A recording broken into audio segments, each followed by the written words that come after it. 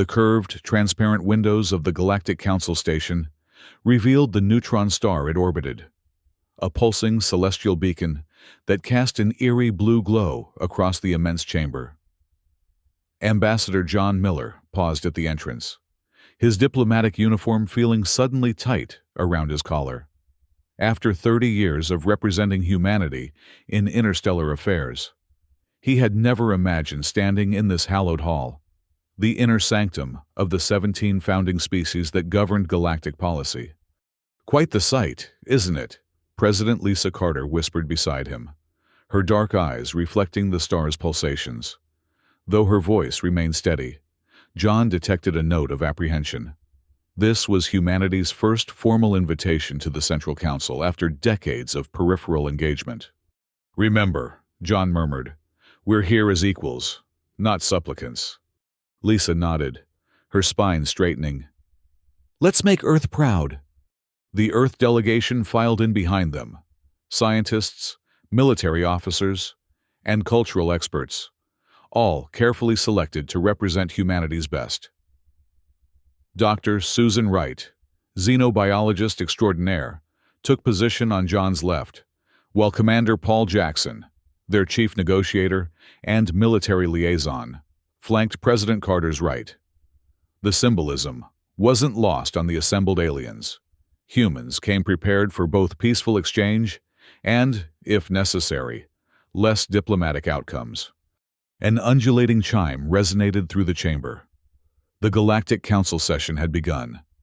The central dais illuminated, revealing High Counselor Zathur, a Mortani whose scaled skin shifted through shades of blue and green, a physiological display of formal authority.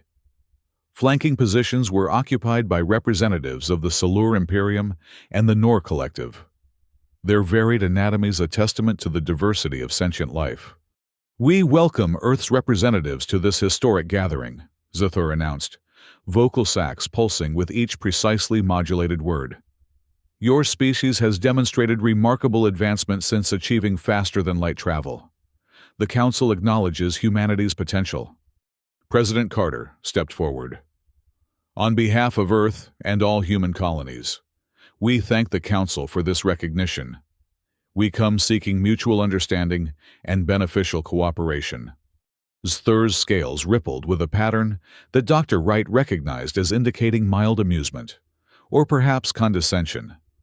The High Counselor activated a holographic display that expanded across the chamber. "The Council has deliberated extensively on humanity's integration into the galactic community," Zathur continued. "We have prepared the trial provisions, guidelines to ensure Earth's transition is harmonious and beneficial to all." The hologram crystallized into a series of detailed stipulations. As John scanned the document, his diplomatic smile froze. These weren't guidelines, they were demands. Restricted weapons development, biological monitoring, resource extraction quotas, technological oversight committees, limited expansion rights. "These provisions," Zathur explained, scales now displaying a confident emerald hue, "will allow the Council to provide necessary guidance as humanity adapts to interstellar standards." John felt President Carter stiffen beside him. They'd expected some conditions, but this wasn't support. It was control, long-term, pervasive control that threatened human sovereignty. "High Counselor," John replied carefully, "we appreciate the Council's thorough approach. However, several of these provisions appear to infringe upon Earth's autonomy in ways we cannot accept." Zathur's scales darkened slightly. "Ambassador Miller, these provisions are not negotiable. They represent thousands of years of collective wisdom in managing species integration." "With respect," Paul Jackson interjected, his military bearing unmistakable. "Earth did not come here to surrender its independence. We seek partnership, not subjugation." A ripple of clicking and whistling sounds, the equivalent of murmurs, spread among the gathered representatives. Counselor Salur, a crystalline entity, chimed in with harmonics that translated as disapproval. "Humanity misunderstands," Salur resonated. "These are protective measures For your benefit and ours, your species' aggressive expansion and military development concern many council members. President Carter stepped forward, her diplomatic training evident in her measured response. We understand your concerns, but Earth cannot accept provisions that fundamentally undermine our sovereignty. We propose a joint committee to draft more balanced terms. There is no need for new terms, Zathur stated, scales now a distinct orange-red. The Council has determined these provisions are necessary. They are not subject to negotiation. The gauntlet had been thrown. In that moment, the nature of humanity's relationship with the galactic community crystallized into something far more adversarial than anyone had anticipated. 3 months later, tensions had escalated beyond diplomatic posturing. John Miller paced the secure conference room in the lunar embassy, watching Earth rotate serenely through the reinforced windows. The view belied the crisis unfolding across the solar system. They've increased the extraction quota by 40%, Paul Jackson reported, scrolling through the latest council communications. Now appointed as Secretary of Defense, his civilian attire did nothing to diminish his military bearing. The Mortani delegation is demanding inspection rights for our Mars defense grid, and they've restricted travel beyond Neptune without prior authorization. President Carter's hologram flickered at the head of the table. What about our colonies on Ganymede and Titan? Under surveillance, John replied grimly. Council vessels maintain orbit, ostensibly for safety monitoring. Dr. Susan Wright entered, her usually composed demeanor disturbed. She placed a data crystal on the table that projected a historical archive. I've discovered something concerning the Veltraxians and Hadarians. The species that disappeared from council meetings 50 years ago? John asked. Susan nodded. They didn't just withdraw. They were systematically stripped of authority until they became effectively vassals to the council. Both followed a pattern that mirrors our current situation. Initial cooperation, escalating demands, resource control, and finally, complete loss of autonomy. A heavy silence fell over the room. It's not integration they want, President Carter concluded. It's subjugation.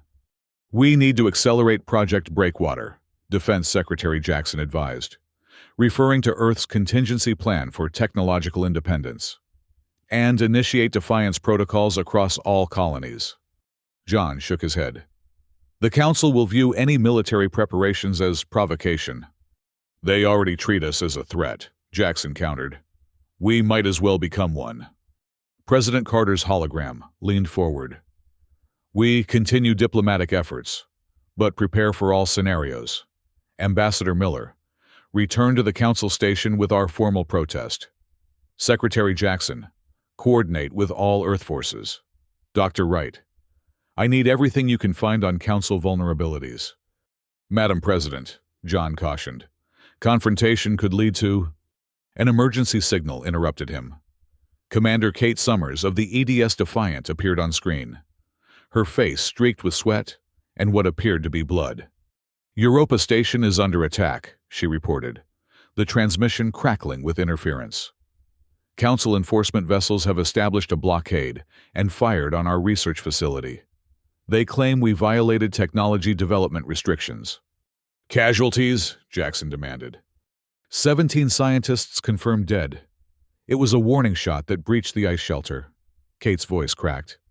They're threatening full bombardment unless we surrender the facility and all research data. President Carter's hologram stood. Commander Summers, hold position. Reinforcements are coming. She turned to her advisors. This changes everything. The Council has committed an act of war against Earth. Within hours, news of the Europa massacre spread across Earth and its colonies. Public outrage transformed the political landscape. Governments that had been hesitant about confronting the Council now demanded action. The 17 scientists, whose names and faces appeared on every newsfeed, became symbols of human defiance. Operation Defiance moved from contingency to active status. Military installations throughout the solar system began implementing protocols developed in secret since the first troubling Council demands. On Mars, massive shield generators previously disguised as atmospheric processors powered up. Around Jupiter and Saturn, automated defense platforms emerged from hidden positions in asteroid fields. At Europa, the EDS Defiant was joined by 3 carrier groups that established a defensive perimeter around the Moon. Commander Summers supervised the evacuation of surviving scientists, while engineering teams secured critical research data on human-alien hybrid technologies, work that had apparently triggered the Council's violent response.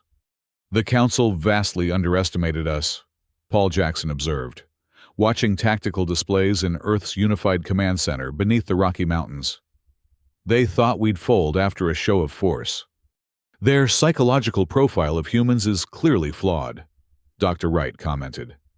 "They interpreted our diplomatic patience as weakness." President Carter addressed the Global Security Council. "For decades, we've sought peaceful cooperation with galactic civilization.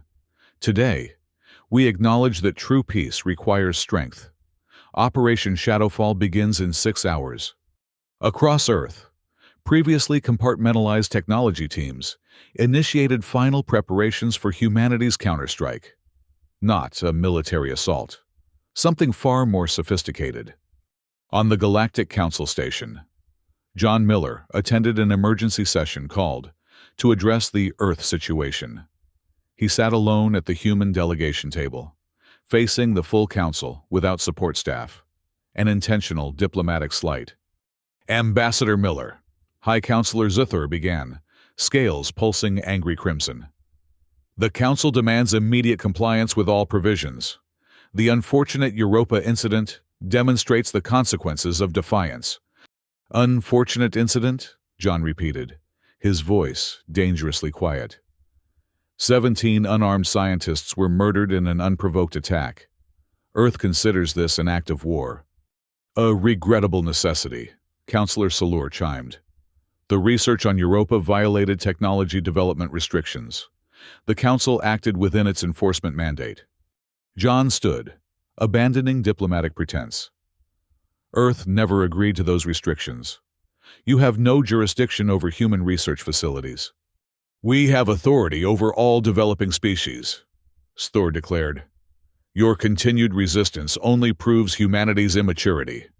"Perhaps," John acknowledged with a slight smile that puzzled the assembled aliens. He glanced at his chronometer. But immaturity and innovation often go hand in hand. At that precise moment, throughout Council space, something unprecedented occurred. Security systems faltered. Weapons platforms went offline. Communication networks experienced inexplicable delays and rerouting. The Council's vaunted technological supremacy, built over thousands of years, suddenly seemed less absolute. Alarms blared across the Council station. Zithor's scales blanched to a pale yellow as reports flooded in from across Council territories. "What have you done?" the High Counselor demanded. "Operation Shadowfall," John explained calmly.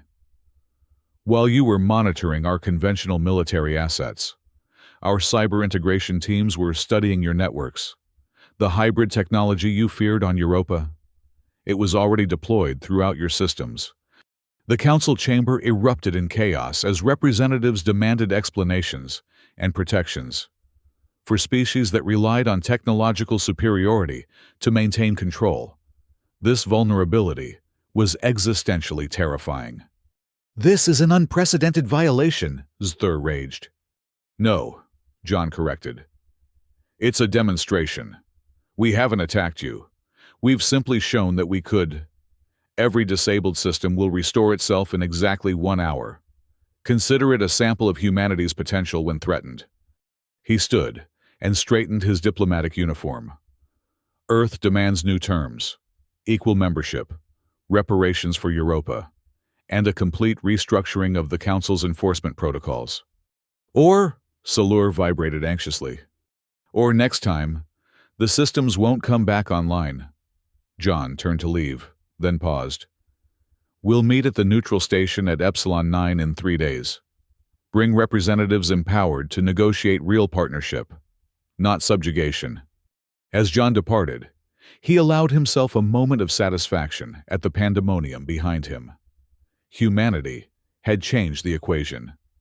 The cost had been terrible, 17 brilliant lives, but their sacrifice had forced a reckoning that diplomacy alone could not achieve. 3 days later, at Epsilon 9, the negotiation table was circular, a symbolic departure from the hierarchical arrangement of the council chamber. For the first time, Earth's delegation sat as equals with representatives of the 17 founding species. But they weren't alone. The Veltraxians thank Earth for its courage, announced Ambassador Krell, his tentacular appendages gesturing respectfully. The once subjugated species had sent its first independent representative in decades. The Nor Collective acknowledges the necessity of structural reform, added their crystalline delegate, whose presence had shocked the council leadership. As founding members who had grown increasingly uncomfortable with council methods, their support for Earth was a devastating political blow. Most surprising was the Hyerian delegation, a species known for strict neutrality, who formally documented the Europa attack as a violation of principles established at the Council's founding. "It appears," John observed to President Carter as they took their seats, "that we weren't the only ones waiting for someone to challenge the status quo." High Counselor Zathur entered with a significantly reduced entourage, scales shifting between defensive patterns of deep blue and resigned gray. The power dynamic had fundamentally changed. "The Council acknowledges that certain adjustments to our relationship with Earth may be appropriate." Zathur began cautiously. "Not just with Earth," President Carter corrected. "The issues are systemic. We've prepared a comprehensive proposal for a new charter that addresses the concerns of all species, not just humans." As the document was distributed, Paul Jackson monitored the subtle reactions of each delegation. His military training had been supplemented with intensive xenobiological briefings from Dr. Wright's team, allowing him to detect signs of resistance or acceptance across species barriers. "The Mortani and Salur representatives are hostile but resigned," he whispered to Carter. "The others range from cautiously supportive to enthusiastic." Over the next 72 hours, the future of galactic governance transformed. The Marathon Negotiation, as it would later be called, produced the new charter, a document that fundamentally restructured interstellar relations.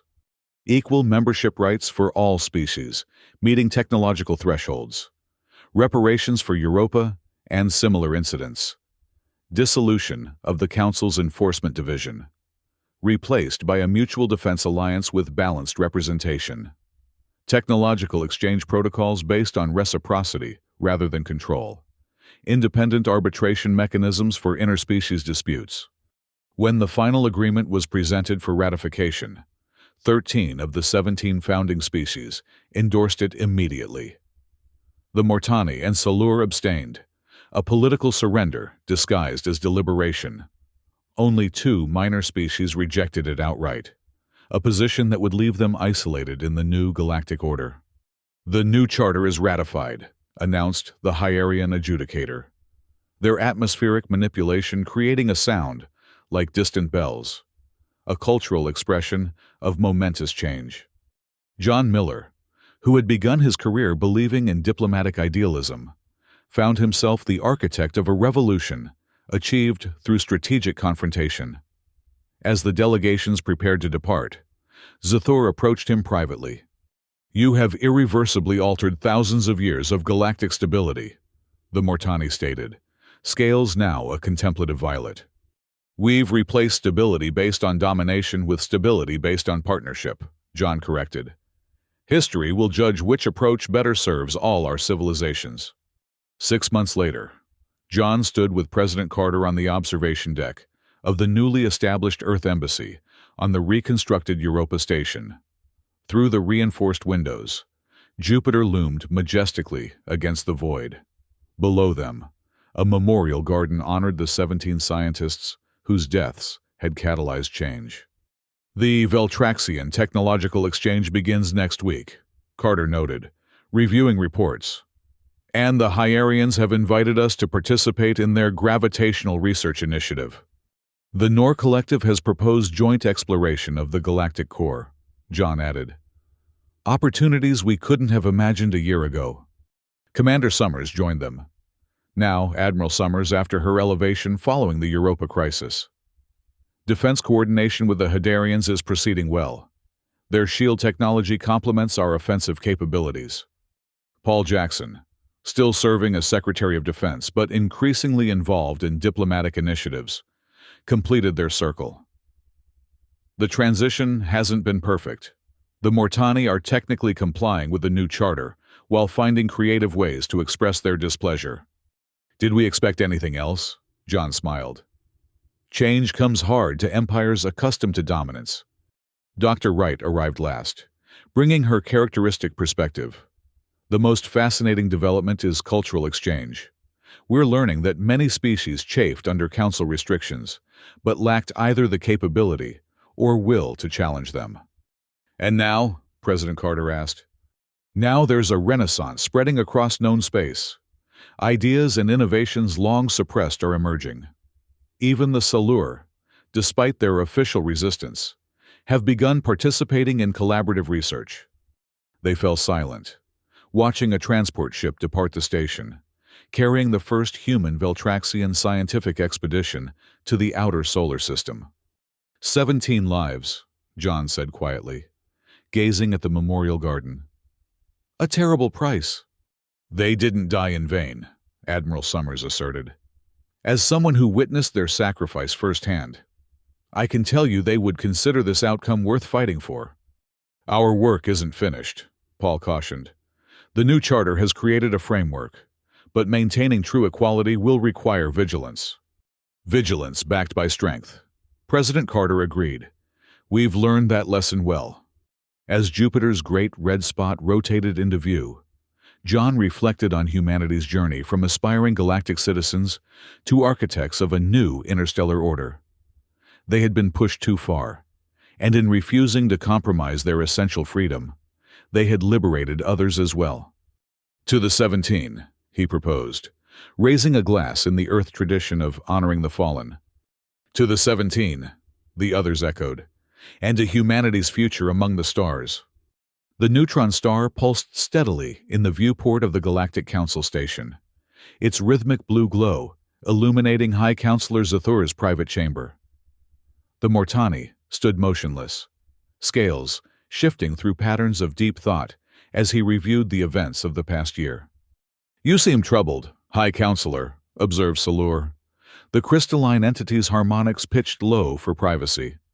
I miscalculated, Zathur admitted, an unusual concession from a Mortani leader.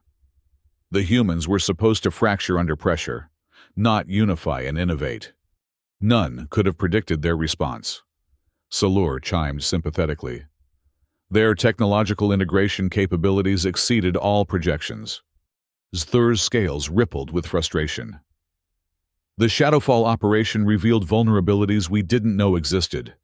Our systems were compromised at levels even our best analysts still don't fully understand. Yet they didn't destroy us when they could have, Salur noted. An interesting restraint. Strategic, not moral, Zathur countered. They recognize that galactic stability serves their interests better than chaos. Still, the balance of power has shifted irrevocably. On Earth, in the mountain fortress that housed humanity's unified command, Secretary Jackson reviewed the latest intelligence with Dr. Wright. Holographic displays showed activity across formerly restricted council space, now open to monitored human exploration. The Hadarians have shared their complete historical archives, Susan reported excitedly. Their subjugation was even more systematic than we realized. The Council deliberately engineered crises to force compliance. Similar to Europa, Paul observed grimly. Though I suspect they didn't anticipate our response. No one did, Susan agreed. The integration of human neural interface technology with alien quantum systems created something entirely new. Even our own scientists are still discovering capabilities in the hybridized networks. Paul gestured to a secure display showing military readiness across Earth's expanded sphere of influence. We maintain defense protocols at 80% capacity. Trust, but verify has become our operational standard. A prudent approach, Susan acknowledged. The new charter creates opportunity, but centuries of council dominance won't fade overnight. Meanwhile, John Miller found himself in an unexpected position, mediating a dispute between the Veltraxians and Nor Collective over mining rights in a distant star system. The role reversal wasn't lost on him. Humans had become facilitators of interspecies cooperation rather than supplicants seeking approval. Ambassador Krell, John addressed the Veltraxian representative. While your historical claim has merit, the Nor Collective's proximity creates practical considerations. The collective acknowledges Veltraxian historical records. The crystalline delegate resonated. We propose a joint development initiative with shared resources and technology. Ambassador Krell's tentacles performed a gesture indicating receptivity. Acceptable, provided human oversight ensures equitable implementation. The request for human mediation still surprised John, though he'd grown accustomed to it in recent months. Earth's reputation for both technological innovation and principled restraint had created unusual diplomatic capital. The Earth delegation would be honored to serve as neutral arbiters, John confirmed, formalizing the arrangement. As the meeting concluded, a communication alert signaled an incoming message from President Carter. John excused himself to a private chamber. Mr. Ambassador, Carter greeted him, her hologram showing signs of fatigue, but determined focus. The Senate has ratified the mutual defense treaties with both the Hadarians and Hyarians. The alliance now encompasses 23 species across 4 galactic sectors. Remarkable progress, John acknowledged. Any word from the Mortani or Salur? Official neutrality. Unofficial obstruction, Carter reported. They're attempting to build a counter-coalition with limited success. Most species remember council domination too vividly to return to the old system. And internally? Earth remains united, for now, Carter sighed. The Europa attack created unprecedented solidarity, but traditional political divisions are re-emerging as the immediate threat recedes. Human nature, John observed with a wry smile. We're at our best when facing external challenges. Which is why your continued work is crucial, Carter emphasized. The new galactic structure needs time to solidify before internal politics can safely resume their normal fractious state. John nodded, understanding the weight of responsibility. Humanity had triggered a fundamental realignment of interstellar power. Ensuring that this new order evolved toward genuine cooperation rather than simply shifting dominance from one group to another would require constant vigilance. On Europa, the reconstruction proceeded with symbolic importance beyond its practical function. The research station, site of the massacre that had galvanized human resistance, was being rebuilt as an interspecies scientific hub. Admiral Summers supervised the project personally, honoring her promise to the fallen scientists. The memorial garden will occupy the exact location where they died, she explained to Alan Davis's widow, Maria Lopez, who had arrived to participate in the dedication ceremony.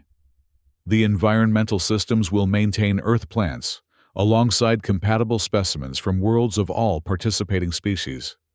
Maria, herself a physicist who had been off-station during the attack, nodded approval. Alan would have appreciated the symbolism.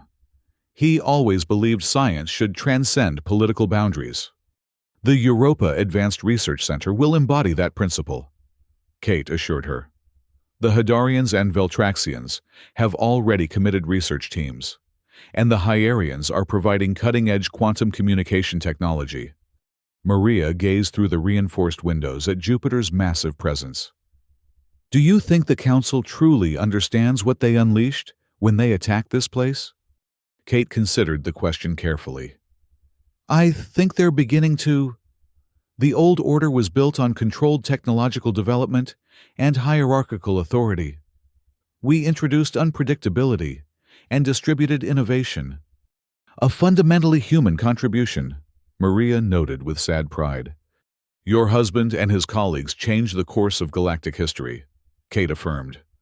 Every advancement that emerges from this station will build upon their legacy. The dedication ceremony the following day brought together representatives from 27 species, most of whom would have been denied direct contact with humans under the old council restrictions.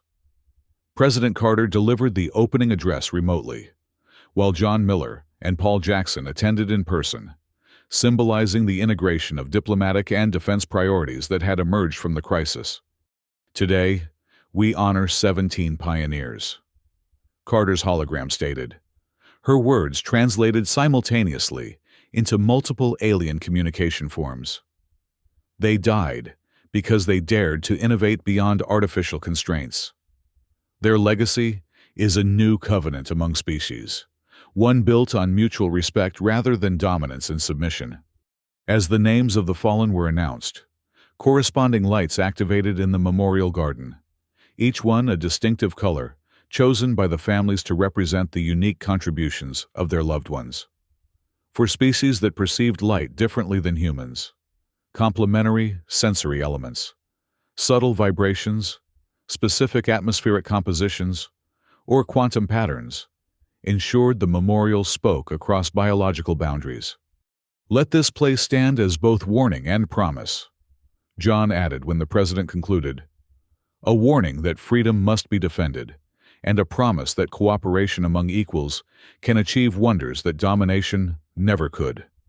The ceremony transitioned to scientific presentations, where research teams outlined initiatives that would have been impossible under council restrictions.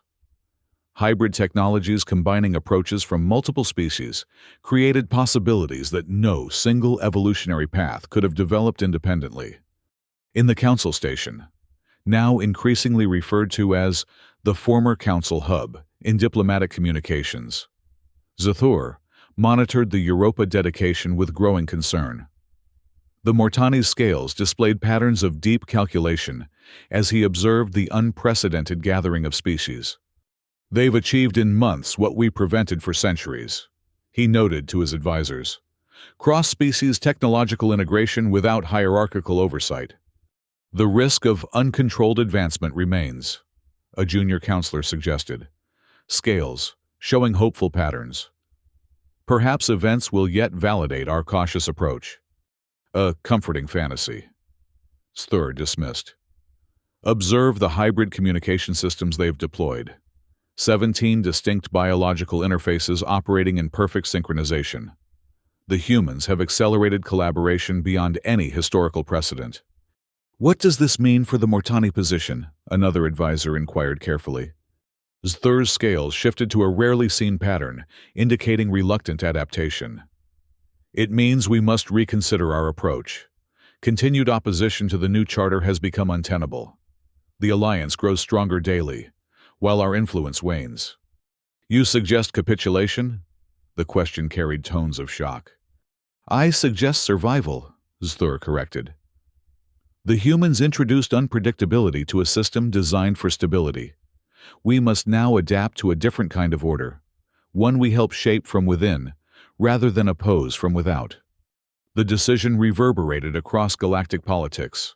Within weeks, formal notification reached Earth that the Mortani Conclave had voted to ratify the new charter, with minor reservations. The Salur, unwilling to stand alone in opposition, followed shortly thereafter. At the presidential residence in New Geneva, Earth's unified capital since the post-Europa reorganization, Carter received the news with cautious optimism. They're adapting faster than expected, she told her inner circle. The question is, whether it's genuine evolution or tactical retreat. Both, most likely, John assessed. The Mortani are pragmatists above all. They recognize the new reality and are positioning themselves to influence its development. Their scientific delegation to Europa includes their leading quantum theorists, Dr. Wright added. A significant commitment of intellectual capital. We maintain vigilance, Secretary Jackson reminded them. The Shadowfall protocols remain active, with enhanced monitoring of all Mortani and Salur communications. Agreed, President Carter confirmed. Trust emerges from verification. But we should acknowledge this as progress, perhaps the beginning of genuine cooperation. The transition continued in unexpected ways. Cultural exchanges flourished alongside scientific collaboration. Human art, music, and literature, previously restricted to limited council review, spread across galactic networks. In return, alien philosophical traditions and artistic expressions enriched Earth's cultural landscape. On Mars, the first interspecies civilian settlement broke ground, a planned community where humans would live alongside compatible alien species in a shared environment. The project, unthinkable under council restrictions, became a symbol of the new era. From subjugation to cohabitation in less than a year, John remarked to Paul as they toured the construction site. Even I didn't anticipate this pace of change. Necessity accelerates adaptation, Paul observed. The council's mistake was thinking they could control the process indefinitely. And our challenge now is ensuring we don't repeat their errors, John added. Power shifts can be circular if we're not vigilant. A concern you've raised consistently, Paul acknowledged. It's why the alliance structure distributes authority across multiple centers, rather than concentrating it. The Mars settlement reflected this philosophy. Rather than imposing Earth architectural standards, the design incorporated elements from all participating species, creating spaces that accommodated diverse biological needs while fostering interaction. Areas where atmospheric requirements differed were connected by transparent barriers, allowing visual communication even when physical proximity wasn't possible. Ambassador Miller called a Hyerian representative, approaching through an adapted airlock. The gaseous being's containment field shimmered slightly as it modulated to address him. The preliminary cultural exchange protocols have yielded unexpected benefits. Our philosophical archives have experienced unprecedented access rates from human scholars. Cultural understanding precedes political cooperation, John responded. My species has often learned this lesson the hard way. As have many. The Hyerian's field pulsed with what translators interpreted as contemplative agreement. The Council's emphasis on technological regulation neglected cultural integration, perhaps their most fundamental miscalculation. Across the solar system and beyond, similar conversations unfolded as species long held in artificial separation discovered complementary perspectives. The Veltraxians' temporal theories aligned with human quantum research in ways neither had anticipated. Hadarian biological adaptations offered insights into human medical challenges. Even the reluctant Mortani found their mathematical traditions enhanced by human computational approaches. On Europa, now the symbolic heart of the new order, the research center expanded beyond its initial parameters. What began as a memorial had evolved into the galaxy's premier collaborative institution. Teams that combined diverse biological perspectives solved problems that had stymied single-species approaches for centuries. The quantum entanglement breakthrough originated here. Admiral Summers noted proudly during a tour for newly arrived Nor Collective researchers. Hadarian theoretical models implemented through human neural interfaces and stabilized with Veltraxian temporal buffers. Inconceivable under Council protocols. The crystalline visitor chimed appreciatively. Such cross-disciplinary integration would have violated at least 7 restrictions. Precisely why we couldn't accept their terms, Kate confirmed. Innovation requires freedom to explore unexpected connections. In the Memorial Garden, now flourishing with life from dozens of worlds. Maria Lopez continued her husband's work while training a new generation of scientists in hybrid methodologies. Among her students were the first Mortani permitted to study directly with humans, a development that would have seemed impossible in the aftermath of the attack. "Your mate died here," one young Mortani observed, scales showing respectful patterns. "Yet you instruct our kind without apparent resentment." "Alan believed knowledge transcends politics," Maria explained. "The attack was ordered by leaders following a flawed paradigm, not by your species as a whole." "A distinction many would find difficult to maintain," the student acknowledged. "Understanding differences between individuals and systems is essential to scientific progress," Maria replied, "and to lasting peace." This principle gradually permeated the evolving interstellar community. Species began to see beyond council-enforced stereotypes, recognizing variations within populations, rather than treating each civilization as monolithic. Diplomatic protocols adapted to acknowledge both official positions and dissident perspectives, creating space for cooperation even when formal relations remained strained. 1 year after the Europa attack, representatives from 34 species gathered at the neutral Epsilon 9 station to formalize the Galactic Alliance, the full realization of the principles outlined in the new charter. The circular arrangement that had once seemed revolutionary had become standard practice, with each delegation accorded equal status regardless of technological development or territorial extent. President Carter, serving her final months before Earth's scheduled leadership transition, addressed the historic assembly. "A year ago, humanity faced a choice between submission and isolation. We chose a third path, transformation, not just of our place in galactic society, but of the very nature of that society itself." She gestured to the memorial display showing the 17 scientists whose deaths had catalyzed change. Their sacrifice revealed a fundamental truth. Genuine progress emerges from freedom, not control. The Council sought stability through restriction. We have demonstrated that true stability comes from mutual respect and shared advancement. John Miller, Paul Jackson, Dr. Susan Wright, and Admiral Kate Summers sat together in Earth's delegation, each representing aspects of the unified approach that had proven so effective. Military preparedness, scientific innovation, cultural understanding, and diplomatic engagement, integrated rather than compartmentalized. "The alliance we formalize today differs from the Council in its foundational philosophy," Carter continued. "Power distributed rather than concentrated. Diversity celebrated rather than regulated. Innovation fostered rather than controlled." Even Zathur, still serving as Mortani representative, though no longer bearing the title of High Counselor, acknowledged the significance of the moment. His scales displayed patterns of grudging respect as he observed the humans who had so thoroughly disrupted thousands of years of established order. "The Mortani Conclave affirms these principles," he announced when his turn came. "Though our journey to this understanding has been challenging."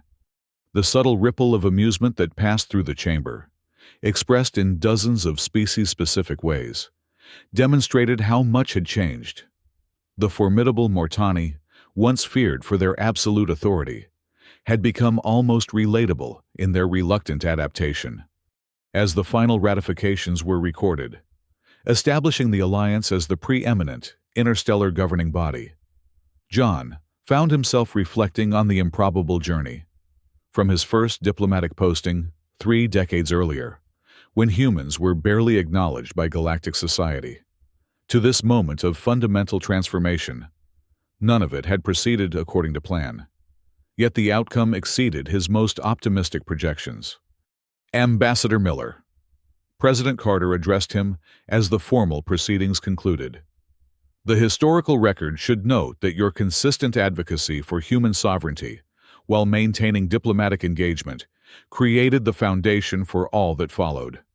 "Madam President," John replied with characteristic modesty, "history should record that it was your decision to balance strength with restraint that truly made the difference. We demonstrated capability through Operation Shadowfall, but it was our refusal to exploit that advantage that ultimately won allies. A collaborative effort, Paul Jackson added, across military, scientific, and diplomatic domains. As all lasting achievements must be, Dr. Wright concluded. The human delegation departed Epsilon 9 aboard the flagship Defiant, now commanded by Admiral Summers. As Earth grew from a distant blue dot to the familiar blue-white sphere of home, they gathered on the observation deck to mark the moment privately. "To the 17, John proposed, raising a glass in what had become their traditional toast. "To the 17, the others echoed, "and to a galaxy transformed." Through the viewport, stars stretched to infinity, each one now a potential destination for human exploration rather than a restricted frontier. The Council had pushed too far, and humanity had refused to compromise. In doing so, they had not only secured their own freedom, but catalyzed a new era of interstellar cooperation that would redefine civilization across the galaxy. As the Defiant approached Earth orbit, John Miller gazed at the homeworld that had nearly been subjugated. Humanity had faced its greatest challenge and emerged not just independent, but influential beyond any historical precedent. The cost had been grievous, 17 lives that could never be restored, but their legacy would endure in the fundamental restructuring of galactic society. "Not the outcome we expected," Paul observed quietly, joining him at the viewport. "But perhaps the one we needed," John replied. "Both humanity and the galaxy." Below them, Earth continued its eternal rotation, a blue jewel in the vastness of space, home to a species that had proven its right to determine its own destiny among the stars.